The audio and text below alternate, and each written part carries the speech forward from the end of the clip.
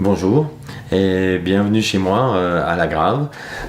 Aujourd'hui, je voudrais vous parler du Lobuche. Alors, le Lobuche, c'est peut-être un mot que vous avez entendu si vous avez été ou si vous connaissez le Khumbu, la région de l'Everest. Donc, le Lobuche, c'est un sommet, on va dire, de 6000 mètres. Donc, c'est un petit sommet pour le Népal. C'est un petit sommet juste en face de l'Everest, et c'est un sommet qui est paradoxalement peu proposé par les agences et surtout peu proposé par les agences françaises. Alors, donc déjà, c'est un sommet d'alpinisme et on peut presque considérer que c'est un sommet idéal pour une première expérience en Himalaya, une première expédition. Alors généralement, les sommets de 6000, et c'est ça qui m'énerve un petit peu, sont concentrés sur le Mera ou l'Island Peak. Alors pour le Mera, pourquoi pas, parce que c'est un sommet qui est très facile et qui va bien. Par contre, pour l'Island Peak, globalement, c'est une aberration et c'est presque un mensonge. Donc les grandes agences qui proposent ça et qui le proposent à des randonneurs ou des alpinistes ou des randonneurs alpinistes peu expérimentés, c'est une arnaque parce que un sommet avec des cordes fixes, c'est pas un sommet pour des randonneurs. Donc voilà, je mets ça un petit peu de côté. L'idée là, c'est de proposer le Lobuche qui est le plus beau belvédère sur l'Everest et de faire une acclimatation qui soit pertinente en passant quelques cols. Donc là de nouveau, c'est des cols connus, hein, c'est l'itinéraire des 3 cols. Donc on en choisit un, on va vers Gokyo, voilà.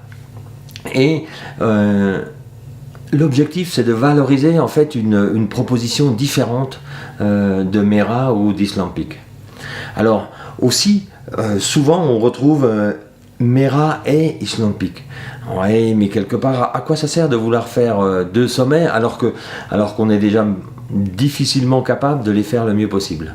Donc voilà, on est concentré sur le Mera, on est concentré sur le Lobuche et c'est un sommet qui est un petit peu technique, mais pas trop, avec un camp d'altitude, parce que c'est intéressant de faire un camp d'altitude plutôt que de partir du camp de base comme à l'Island Peak. On part à 3h du mat de l'Island Peak, on monte au sommet avec des cordes fixes, on en redescend vraiment fatigué et à la bourre, et en plus on rejoint l'autre village. Donc là, l'idée c'est on se concentre sur un sommet de 6000 et on fait vraiment de l'alpinisme. Alors l'idée derrière ça, c'est aussi de valoriser les compétences de la petite agence dont je m'occupe, qui s'appelle Himalayan Traveler. Et forcément, l'objectif, c'est de leur apprendre qu'est-ce que c'est que ce sommet, qui est pour nous peu fréquenté, et comment on devient guide le mieux possible sur ce sommet-là. Donc ça va se dérouler au printemps, après l'expé de Limlung, et c'est une expé plutôt intimiste, qui pour moi rentre dans le projet de Learning by Doing donc c'est une formation aussi pour les jeunes guides népalais. Voilà, et donc vous retrouvez toutes les infos sur mon site et voilà, l'histoire continue.